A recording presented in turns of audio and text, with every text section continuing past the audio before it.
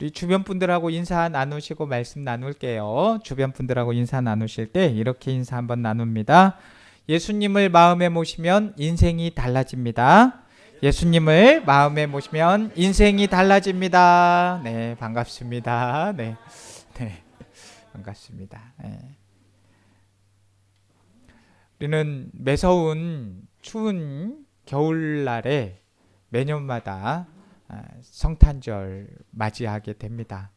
올해도 지금 많이 춥고 있는데 이곳에는 눈이 잘 오지 않는다고 하는데 그래도 추위가 있어서인지 흩날리는 눈은 저는 좀 봤습니다. 우리 성도님들도 어떻게 눈 조금이라도 보셨어요? 예, 예, 그렇죠. 예, 어제 오대요. 그렇죠. 어제도 오죠. 네. 그래서 눈을 좀 구경했어요. 올해는. 근데 우리는 이렇게 겨울로 맞이하지만 이 호주나 뉴질랜드 같은 그런 남반구에서는 매년 따뜻한 여름 날씨에서 크리스마스를 보낼 수도 있을 겁니다. 네, 우리에게는 추위 속에 맞이하는 크리스마스가 성탄절이 더 자연스럽습니다. 왜 그럴까 생각해 보았는데 이 성탄절이 가져다주는 이 따뜻함과 포근함이 추위와 대조가 되기 때문에 더 어울리지 않나 생각해 보게 됩니다. 주위의 모진 상황을 이겨낼 수 있는 훈훈한 온기를 가져다주는 절기이기 때문에 믿는 사람이나 믿지 않는 사람이나 성탄절을 간절하게 기다리는 거 아닐까 생각해 보게 됩니다. 힘든 상황을 역전할 수 있는 계기로 그렇게 기다림이 있습니다. 그런데 요즘은 우리 지금 살아가는 생활을 보면 꼭 계절만 겨울이 아닌 것 같아요. 우리가 살고 있는 현실 자체가 좀 차디찬 겨울 아닌가 싶을 정도로 막 지금 우리의 인생도 겨울처럼 보내지고 있지 않는가 생각이 됩니다. 그래서 마치 우리 인생도 좀 상황은 빙하기 같은 그런 삶을 살아가고 있는 듯해요. 그런데 매스컴에서는 2023년을 전망하기를 더욱더 경제가 어려워질 것이다. 막 이런 전망들을 내놓죠. 이 자연 속의 겨울은 조금 지내면 어느 정도 시간이 지나면 지나가 버리는데 우리는 그 계절의 법칙을 잘 알기 때문에 겨울이 좀 추워도 이제 지나가겠지 하면서 참을 수가 있다는 거죠. 그런데 이 장기적으로 코로나로 인해 얼어붙은 이 사회적 경제적 분위기는 언제 풀릴지 기약이 없습니다. 그래서 더욱 우리의 마음을 시리게 하고 움츠려들게 하죠. 빙하기를 살아가는 사람들은 높이 솟아오른 이 얼음 요새와 같은 장벽들 앞에서 이 모든 상황을 좀 역전시키기를 그 무엇인가를 간절히 기다립니다. 그것이 무엇이든 그 우리를 답답하고 눌린 상황에서 좀 벗어났으면 좋겠다. 막 이런 기대를 가지게 되는 거죠. 우리 신앙인들도 그런 상황 속에서 그 역전시킬 상황을 기다린다면 저는 우리 성도님들에게 기도를 멈추지 말고 계속하면서 기다리라고 말씀을 드리고 싶습니다. 우리 찬양 중에 기도를 멈추지 마라 라는 찬양이 있어요. 기도를 멈추지 마라. 눈앞의 상황이 마음을 눌러도 원망치 마라. 너의 입을 지켜라. 저들은 너의 입을 보고 있다. 마음을 뺏기지 마라. 내가 널 도우지 않는단 소리에 너의 모든 게 불리해도 너는 기도를 계속해라. 너 기도를 멈추지 마라. 내가 너의 모든 그 상황을 바로 역전시키리니 바로 역전되리라. 이런 찬양이 있어요. 기도를 멈추지 않으면 우리 하나님께서 바로 우리의 인생을 신앙으로 역전시켜 주신다는 거죠. 우리는 주님을 기다리면서 그냥 맹목적인 기다림이 아니라 영혼의 호흡인 기도로 주님을 기다려야 하겠습니다. 우리만 이렇게 힘든 삶을 살았던 게 아니고 그 옛날 유대 땅에 살던 사람들도 우리처럼 힘들게 살았어요. 그들도 우리처럼 그들의 둘러싸인 상황들이 좀 바뀌었으면 좋겠다 막 이러면서 기다림을 가지고 살았던 사람들입니다. 당시 이스라엘 사람들은 눌리다 못해 깨어진 사람들도 천지였어요. 왜 그들의 삶은 메마르고 깨어진 것처럼 여겨졌을까요? 그들은 하나님의 백성이라고 믿고 살았지만 실생활에서는 그 어디에도 이 하나님의 인도하심이나 보호하심을 느끼지 못한 채 살아야만 했던 겁니다. 왜냐하면 로마 제국의 식민지에서 살았기 때문이에요. 그들은 그 로마 식민지에서 다스리고 또 그들에게서 세금을 받아가는 사람들이 있었는데 그 사람들은 다 보니까요 하나님을 두려워하지 않는 사람들이었어요. 이렇게 하나님으로부터 버림받은 것처럼 여길 수밖에 없는 상황이 이 식민지에 있었기 때문에 계속 된 거예요. 하나님을 간절히 바라고 바랐지만 자꾸 현실은 캄캄해져만 갔습니다. 그러다 보니 실망한 마음은 원망으로 또 그 원망이 서서히 절망으로 변해가면서 이 절망이 되면 사람이 어떻게 돼요? 자꾸 상처가 생기고 그것이 깊어집니다. 시간이 흘러도 상황이 변치 않게 되면 마음이 깨지게 되고 자꾸 깊어진 상처 때문에 그런 삶이 이제는 일상에서 막 그것이 받아들여져 버린다는 거죠. 오늘 우리가 살아가는 세상도 마찬가지입니다. 우리도 지금 그런 상황입니다. 세상 사람들이 이 기독교를 바라보는 눈이 무척이나 냉소해졌습니다. 왜냐하면 우리가 현실을 살아가면서 하나님의 모습이 발견이 되지 않기 때문입니다. 그러면 왜 그렇게 우리의 삶 속에 하나님이 보이지 않느냐? 교회의 숫자가 적은가요? 우리 한국교회 교회 숫자가 적어요? 아니죠. 그러면 교인들이 물론 숫자는 줄고 있다 하지만 교인들의 영향력이 없어요? 사회에 살아가면서 있습니다.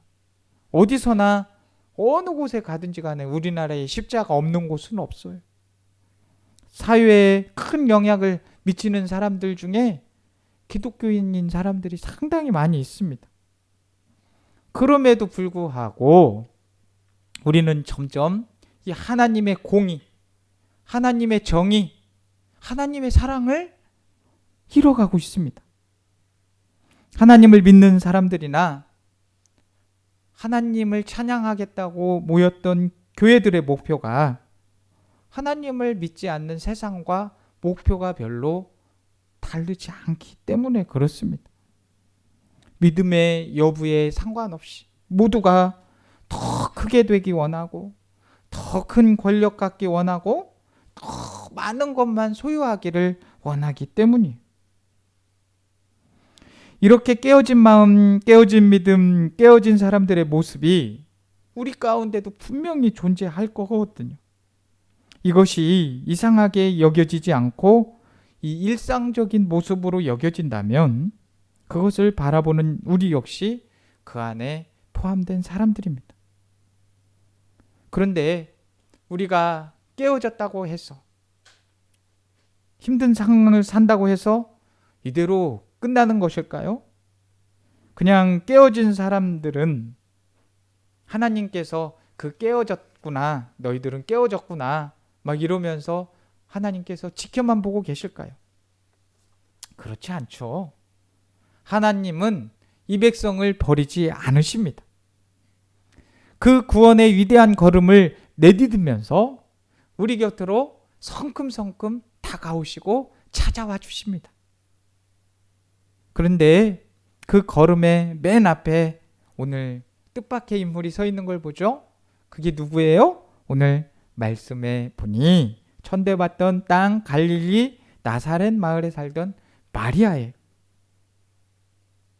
근데 예수님이 찾아오시는데 사람들의 기대와는 달랐죠. 예수님이라고 하시면 적어도 왕인데 왕과 성전이 있는 예루살렘으로 오셔야 더 어울릴 것 같지 않나요? 모두가 원하는 더 큰 권력, 더 높은 지위, 더 많은 재물을 가지고 예루살렘에 오셔야 될 것 같은데 그런 것들을 다 뒤에 배경으로 하고 거기 오시질 않는 거예요. 그런 곳에 오셔야 우리 생각에는 하나님의 능력이 더 크게 발휘되지 않을까. 이게 상식인 건데 오늘 본문에 등장하는 마리아, 이분을 통해서 이제 예수님이 오시게 되는데 마리아에게는 모든 것이 없어요. 마리아의 몸을 통해서 이 땅에 오신 예수님은 무슨 왕궁은커녕 가축들이 머무는 곳에서 구유에 누인 채 그 역사에 등장을 하고 있습니다. 그가 머물러 살던 곳 갈릴리 나사렛, 그냥 이전까지 사람들의 주목을 받은 적이 없는 그냥 시골 깡촌이었단 말이에요. 철저히 사람들의 상식과는 거리가 먼 곳에 등장을 하셨습니다. 세상의 상식을 완전히 뒤집어버리는 탄생이었습니다. 왜 하나님은 독생자 예수를 이렇게 세상에 보내셨을까요? 예루살렘이 아닌 갈릴리, 왕궁 대신에 초라한 구유에 지체 높은 기부인이 아닌 시골 처녀 마리아를 왜 택하셔서 우리 예수님을 보내셨을까요? 이 깨어지고 뒤틀린 세상에는 그것을 바로 세우기 위해서는 이 틀 자체를 아예 바꿔야 하기 때문입니다. 세상의 상식이 아닌 하나님의 방식으로 문제를 풀어가십니다. 사람들이 하나님께 나아가는 것이 아니라 하나님께서 인간의 몸을 입으시고 이 땅에 사람들 곁으로 다가와 주신 것이죠. 섬김을 받으려고 오신 게 아니라 섬기려고 오셨고 의인이 아니라 죄인을 찾으려고 오셨습니다. 영광의 자리를 차지하기는커녕 십자가를 향해서 묵묵히 걸어가고 계십니다. 그리고 십자가의 죽음을 통해 죽음을 이기는 승리, 부활의 생명을 우리 모두에게 선물해 주셨습니다. 이게 가장 큰 선물이에요. 선물이 무슨 어떤 큰 걸 받아서인가요? 우리가 죽을 수밖에 없는 상황에서 구원을 얻은 것이 가장 큰 선물이죠. 그 선물을 받았으니 얼마나 기쁘고 감사한 일입니까? 오늘 말씀은 당시로서는 아무런 힘도 권세도 능력도 없었던 두 여인이 등장을 하죠. 누구하고 누구예요? 마리아하고 엘리사벳이 등장을 해요. 근데 그들은 하나님의 은혜로 세상을 바꾸었어요. 더 정확히 말을 하자면 마리아와 엘리사벳을 통해서 주님이 그 크신 일을 행하셨어요. 그 크신 기이한 일을 행하셨어요. 우리도 이 마리아와 엘리사벳이 하나님의 능력을 통해서 기이한 일을 행했던 것처럼 우리에게도 그런 은혜가 있기를 주님의 이름으로 축복합니다. 우리가 임마누엘, 우리와 함께 하시는 하나님과 그의 뜻을 온몸으로 같이 이룬다면 우리들을 통해서도 마리아와 엘리사벳과 같은 은혜를 주시지 않겠어요? 응?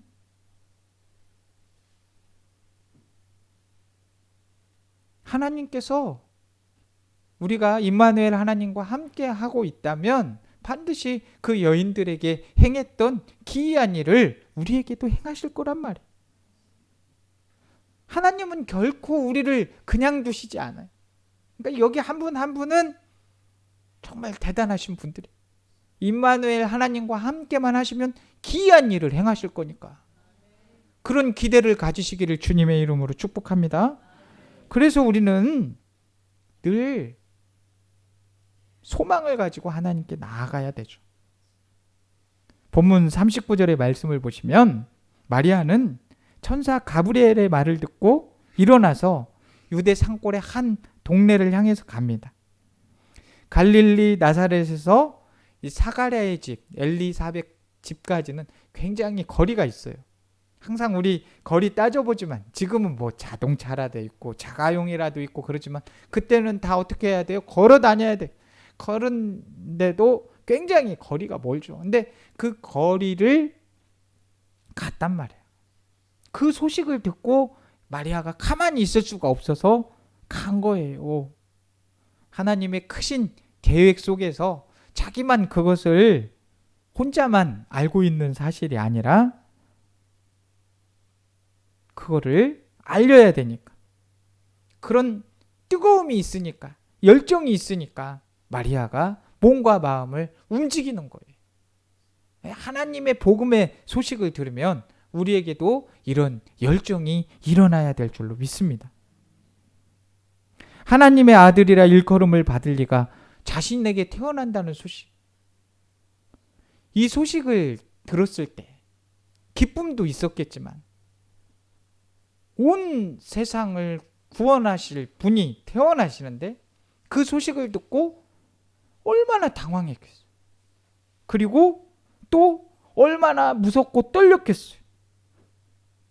혼자만 그걸 알고 있기에 얼마나 두려웠을 거예요. 그 누구도 이해할 수 없을 거 아니에요. 그 말을 이야기한다게도. 그 소식을 들었을 때 마리아는 주의 여종이오니 말씀대로 이루어지리다. 그런 믿음을 가지고 고백을 했어요. 근데 고백을 했더라도 참 그 믿음 속에서도 마음이 타들어갔을 거 아니에요. 엘리사벳에게로 향하는 이 마리아의 움직임을 서둘렀다고 얘기하고 빨리라고 이야기한 걸 보면 굉장히 초조함이 느껴졌을 수 있다는 거죠. 그래서 이 장면에서 보듯이 하나님의 크신 일은 반드시 능력이 있고 누가 봐도 모든 준비가 완벽하게 갖춘 사람들을 통해서만 일어나는 것은 아니라는 거죠. 누가 봐도 메시아의 예언을 받을 만하게 보이는 대제사장이나 율법학자, 랍비, 심지어 황제나 왕을 통해서 선포되지 않았어요. 오히려 번화한 예루살렘이 아닌 이 산골 마을에 사는 두 여인, 가난하고 나이도 어린데다 아직 결혼도 하지 않은 상태에서 그 임신한 마리아와 아이를 갖기에 너무 늦은 나이임에도 임신한 엘리사벳을 통해서 하나님의 뜻이 이 땅에 전해지고 있는 걸 볼 수 있습니다. 저는 성경 말씀에 이런 말씀이 있을 때마다 참 좋아요. 산골이었대요. 그런 곳이었어요. 근데 우리 옥산교회도 지역은 시골이지만 하나님께서 함께 하시면 그 기이한 크신 일을 우리를 통해서 하지 않겠어요? 저는 그런 일들이 우리 옥산교회에 일어났으면 좋겠어요. 하나님이 함께 하셔서 그 기이한 일들이 일어났으면 좋겠어요.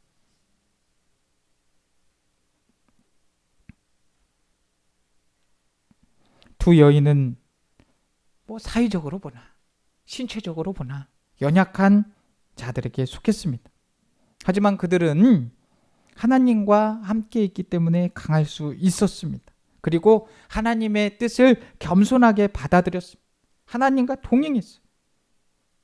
자신들은 약하고 힘이 없지만 하나님이 함께 하시니까 주위의 시선에 굴하지 않고 하나님의 뜻을 품었고 하나님의 그 크신 일을 이루시게 된 겁니다.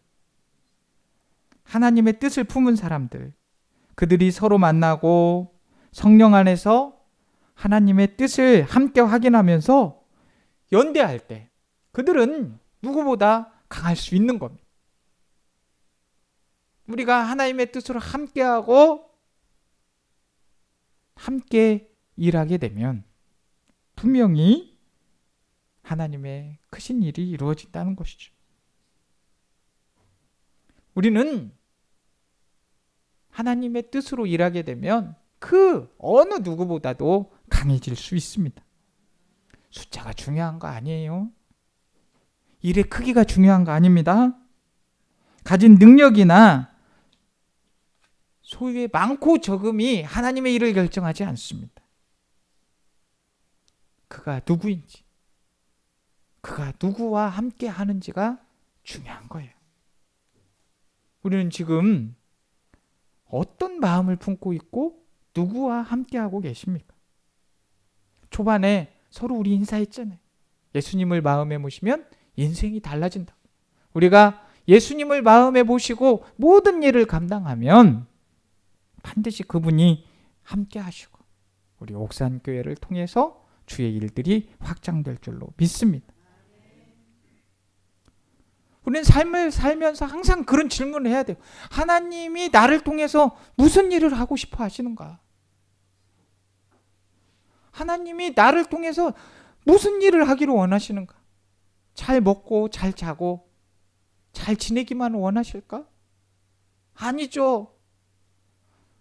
목사라는 사명을 주셨고 장로라는 사명을 주셨고 집사라는 사명을 주셨고 그리스도인이라는 은혜를 주셨으면 하나님이 거기에 맞는 일을 하기를 원하신다는 그것을 생각하면서 살아야 돼요.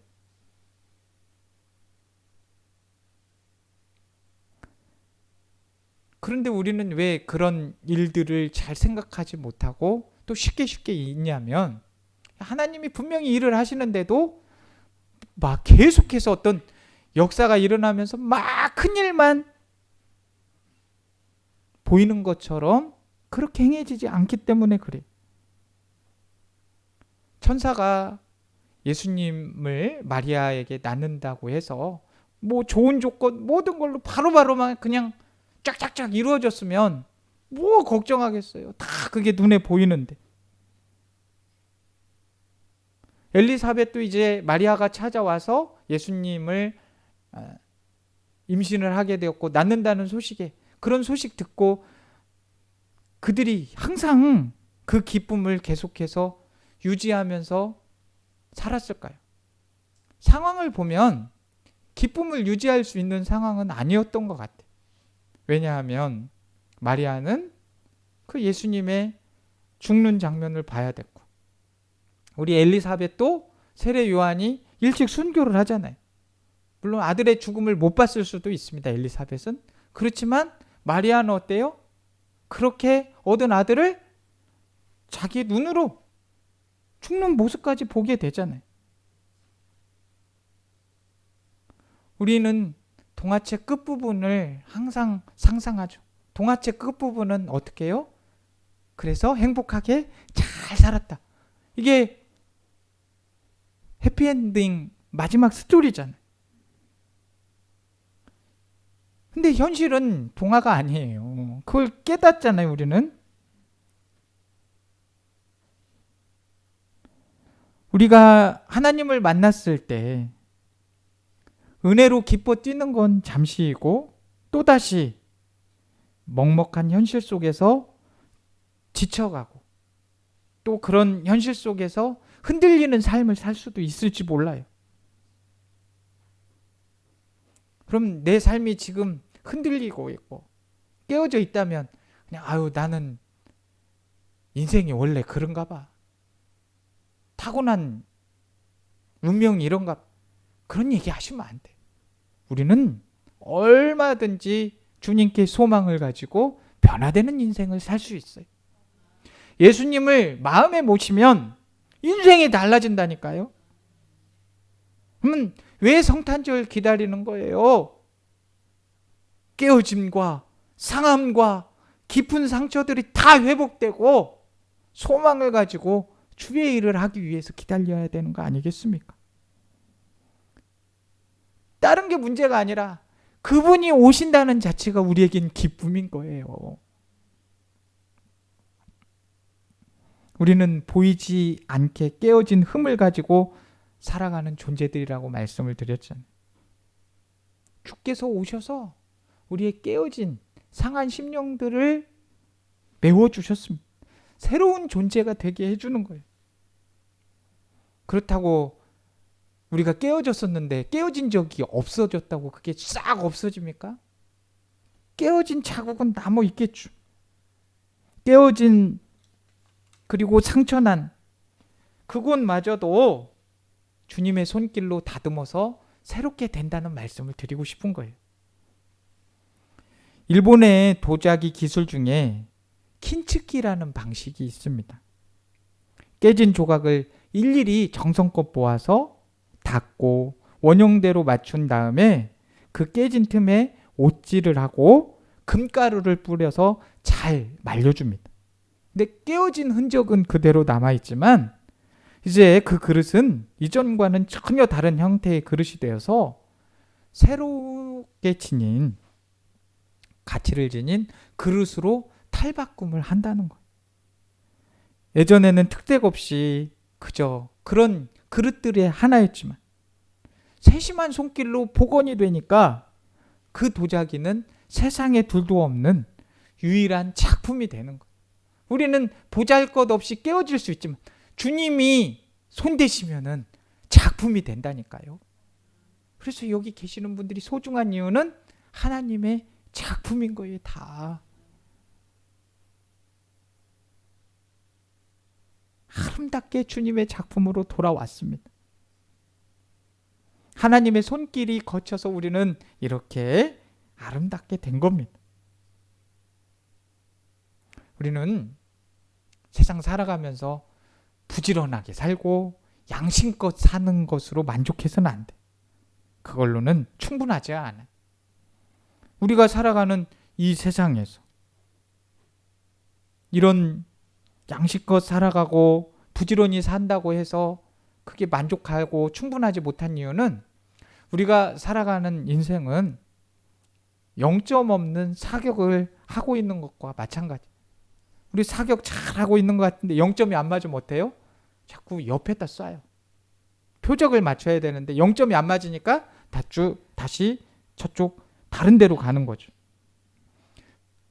우리는 그렇게 명분 있게 산다고 하지만 하나님을 중심으로 살지 않으면 자기 소견대로 사는 거예요. 하나님의 뜻대로 살지 않고 자기 소견대로 살으니까 0점이 안 맞는 거죠. 그러니까 맞는 것 같은데 자꾸 결과를 보면 어디로 간다고요? 다른 쪽으로 가는 거예요. 그러니까 그렇게 돼버리면 사람의 한계가 되는 겁니다. 목소리가 큰 사람이, 돈을 많은 가진 사람이, 더 큰 권력을 가진 사람이, 더 힘센 사람이 정의가 되어버리는 거예요. 근데 이 세상에 예수님이 오시게 되면 이제는 달라지게 돼요. 오늘 본문에도 있지만 교만한 자를 흩으신다고 하였고 권세 있는 자를 위에서 내리치신다고 하였고 비천한 자는 높여주신다 하였고 또 부자는 빈손으로 보내신다고 그랬어요. 예수님이 오시면 모든 것이 다 뒤집혀 버려요. 기존의 체제가 완전히 바뀌어 버리는 거죠. 세상 사람들이 말하는 혁명 같은 건데 그렇지는 않아요. 왜냐하면 세상의 혁명은 눌러버리는 거지만 그래서 세상이 말하는 혁명은 혼란과 불안이 생겨나지만 우리 주님은 이렇게 하시면서도 긍휼과 평강으로 바꾸신다는 거예요. 그 안에서 일어나는 변화는 지금까지 억압당하던 사람들만을 위한 것이 아니라 모두를 위한 거라는 거예요.